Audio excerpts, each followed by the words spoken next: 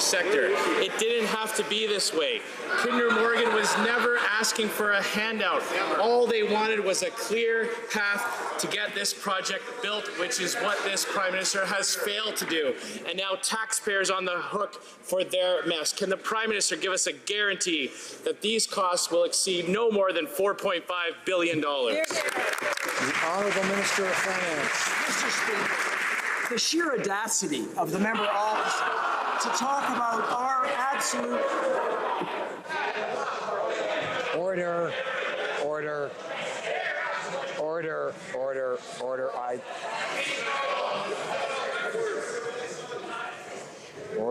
Members know that we have to be careful and that not do indirectly what we can't do directly, so I would avoid using the word that it creates to a name at the same time and to not use the name of another member. So I'd ask the Minister of Finance to try to avoid that. Mr. Speaker, the audacity of the member opposite to talk about not getting a pipeline to market, which is what he and his party were unable to do, when we have stepped forward and said that we are going to take the decision to put a project in the national interest forward so that we can create the economic advantage that we're seeking. The economic advantage for Canada with $15 billion of advantage to our economy, 15,000 jobs. We, Mr. Speaker, are moving forward in the national interest for Canadians. The Honourable Leader of the Opposition. Mr. Speaker, before the 2015 election, pipelines in this country were built without taxpayers' money. They were applied for, they were approved, and they were completed without a cent of taxpayers' dollars. The only thing that has changed between then and now is that we have a Liberal government. Why is it that every time elements of our energy sector gets nationalized is when there's a Trudeau in the Prime Minister's office?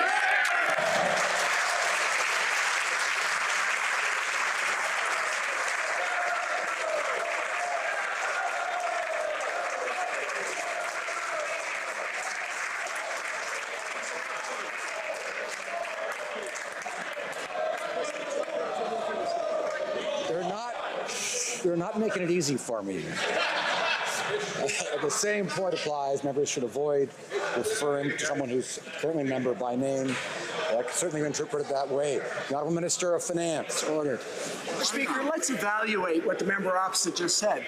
In the decade before 2015, not one pipeline was built to Tidewater. We know this as a fact. We are moving, Mr. Speaker, forward with a project that is going to ensure that we create an advantage for Canadians, an economic advantage that goes along with our overall plan to assure that the environment and the economy go hand in hand. This is in our national interest. It's creating jobs in Alberta, in British Columbia, and across our country. Honourable Leader of the Opposition. Well, let's talk about where the advantage on this deal is going, Mr. Speaker. This Prime Minister is now cutting a check of taxpayers' money, $4.5 billion, going to shareholders in a Texas-based company. Now, this is in addition to the hundreds of billions of dollars that have already left Canada's energy sector. So, the Prime Minister claims he wants to attract investment into Canada. How much of the $4.5 billion that's being sent to Kinder Morgan will be spent and invested in Canada? Honourable Minister of Finance. Mr. Speaker, with no business experience, I understand the member opposite might not understand what we're talking about. We're talking about a $4.5 billion investment in the assets of Kinder Morgan, creating long-term value for our country, because we know that's the right thing to do for our country.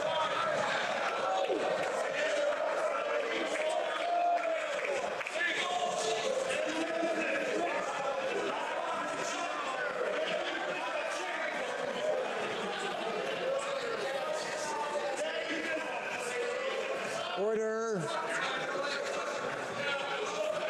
Order. Alors.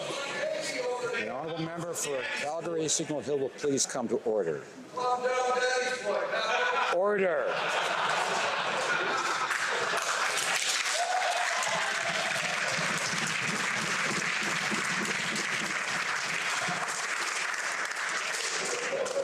Members will note that it's possible, without breaking the strict rules, to say things that cause disorder, and I would ask members to be cautious in what they say in order to try to avoid creating disorder. The Honourable Minister of Finance has the floor. Mr. Speaker, We are making an investment in Canada's future. We know that investing a fair amount of money into the assets of the Trans Mountain Pipeline and the expansion will create economic advantage to our country. We're creating jobs, 9,000 jobs in British Columbia, jobs across the country that are going to make a real difference for Canadian families. At the same time, we're adding up to $15 billion to our economy annually. We know this is important for our country. L'honorable député de Richmond-Athabasca. Monsieur le Président, ce n'est pas les libéraux qui créent des emplois, c'est les entreprises privées qui créent des emplois. Ils ont laissé le projet Trans Mountain se détériorer pendant des mois et maintenant ils nous annoncent qu'ils achètent deteriorate for months, and now they're announcing that they're going to buy a pipeline with taxpayers' money. And worse still, Kinder Morgan never asked for a handout, and they never asked to be bought. The Prime Minister has once again failed. And so my question is simple. How much will this madness cost to Canadian taxpayers? The Honourable Minister of Finance. Mr. Speaker, we know that the Trans Mountain project is very important to the Canadian economy. It's in the national interest, and that is why we have invested in this project to assure that there will be jobs, 15,000 jobs in Alberta and British Columbia, as well as an improvement in our national economy. The Honourable Member for Richmond-Athabasca. Mr. Speaker, when we see how the government and the Minister of Finance manages public finance, well, we should be worried because there have been deficits year after year, and now the Liberals have decided to play construction expert, pipeline construction expert with taxpayers' money. That's absolutely unacceptable. And that's another failure on the part of the Minister of Finance, the Prime Minister, and the government. So my question is simple. How much will Canadian taxpayers pay for this madness? The Honourable Minister of Finance. Mr. Speaker, we decided that it is very important to invest in the Trans Mountain project, and we know that with the $4.5 billion investment, we will be able to protect the value of the project and add value to the Canadian economy. This is a project that is in our national interest, and we will have an even greater economy with this investment. The Honourable Member for Rimouski-Nejet-Témiscouata-Libasque. Mr. Speaker, the government is going to spend $4.5 billion taxpayers' money, and they will take on all the risk. And this is a government that had committed to eliminating oil and gas subsidies. Why are the governments investing so much in oil and gas and so little in alternative energy? The Honourable Minister of Finance. Speaker, we want to be very clear. We've found a fair price for the assets of Trans Mountain. What we've done is ensure at the same time that there is no subsidy in this deal. What we're doing is trying to ensure that we can move forward in an economically prudent way to protect jobs, to create economic advantage for our country. We know this is in our best interests. We're going to continue to work to ensure that our natural resources can be brought to international markets. Je demanderai à l'honorable député de Beauport-Lorient, Charlevoix, de ne pas crier pendant que quelqu'un a la parole, de ne pas continuer de crier. L'honorable député de Rimouski-Nejet-Témiscouata-Libasque. Monsieur le Président, ce qui est clair dans les pauses de Mr. Speaker, what's clear is that we're the ones who talk about energy and the environment. They're the ones who don't. They're going to be investing $4.8 billion in a pipeline. There were only $3 billion in clean energy, Mr. Speaker. We have a serious problem with climate change, and if they took this seriously, they wouldn't invest in a pipeline. They would be investing in clean energy. Why are the Liberals so interested in investing in fossil fuels? Mr. Speaker, we continue with our approach to invest in our future. We know that the environment and the economy go hand in hand. That is very important. We have made investments in clean energy, but at the same time, we know that it is necessary to invest in this project to ensure that we will be able to protect the benefits to our economy for the future. For Skeena-Bulkley Valley. Hey, anyone want to buy a 65-year-old leaky pipeline? No? Well, wait. It's located next to schools and parks and literally crosses hundreds of rivers. Well, the Liberals do. And they somehow decided that paying $4.5 billion to buy an old pipeline and not tell us how much it's going to cost to build some illusionary new pipeline is somehow a good, quote, investment. When did Liberals actually decide that trampling over the rights of Indigenous peoples and putting our coast further at risk was somehow in the public interest?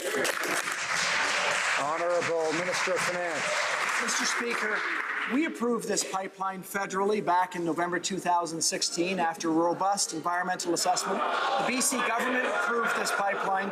We know that in this country, to get investments made, we need to have the rule of law. We cannot have a situation where provinces delay, create uncertainty, and make it such that investors don't actually want to invest in our country. We're moving forward to ensure this project moves forward. We know that eventually it can move to the private sector, which is what we will aspire to do following this decision today. The member for Skeena-Bulkley Valley. $3.2 billion to provide safe drinking water for every kid living on reserve in this country. $4.5 billion to buy a 65-year-old pipeline. You have to ask yourself, what kind of priorities do these Liberals actually have? When a Texas oil company shows up and needs a bailout, these Liberals can't find a shovel big enough to pitch in. It won't stop First Nations in court, and it won't stop people in the street. So when exactly did Liberals decide to trump First Nations rights and title and protecting our coast, all in favor of some Texas oil company they want to help out? The Honourable Minister of Finance. Mr. Speaker, I can only repeat that we think that it's critically important that we ensure that a project that's been federally and provincially approved can move forward. We've decided to purchase these assets because we know this is the way to ensure that this project actually happens and that we deal with the squabbles between provinces. We will move forward, reducing the risk in this project so that we can ensure that the economic advantages that we're seeking are achieved for Canadians. The Honourable Member for Lakeland. Mr. Speaker, today the Liberals bought Kinder Morgan out of Canada. It's a loss of nearly $8 billion that will be invested in other countries, and $4.5 billion is just the beginning of cost to taxpayers. For a year and a half, the Liberals failed to assert federal jurisdiction and to enforce the rule of law. Today, the Liberals are forcing Canadians to pay for their failures. Trans Mountain's opponents, they'll keep fighting to stop it and to kill pipelines in Canada. It's a catastrophic indictment on the Prime Minister. When will he finally admit that today's announcement is really Kinder Morgan divesting from Canada and Canadians paying for it? Honourable Minister of Finance. Speaker, what today's announcement is about our decision to step forward and ensure that we can actually get a project in the national interest done in this country. We know that the previous government was just unable to do that. So we've stepped forward with an approach that will ensure that happens by de-risking the project. It's in the national interest. We know, Mr. Speaker, it will create 15,000 jobs. We know it will create significant advantage for our economy. That's why we're moving forward to make sure that this project happens. The Honourable Member for Lakeland. But, Mr. Speaker, the reality is more than $100 billion in energy investment has left, and hundreds of thousands of Canadians have lost their jobs under these Liberals. Meanwhile, oil and gas is thriving around the world, especially in the U.S., Canada's biggest competitor. The Prime Minister is destroying future private sector energy opportunities, driving investment out of Canada into other countries, and sacrificing Canada's best interests. Now that the Liberals have chased away yet another private sector energy investor, how can Canadians possibly trust them to rebuild confidence in Canada? Honourable Minister of Finance. Mr. Speaker, the member opposite is entitled to her opinions, but not to her own facts. The facts are that we've created 600,000 jobs in the last couple of years in this country. Canadians are doing significantly better because of the policies of this government.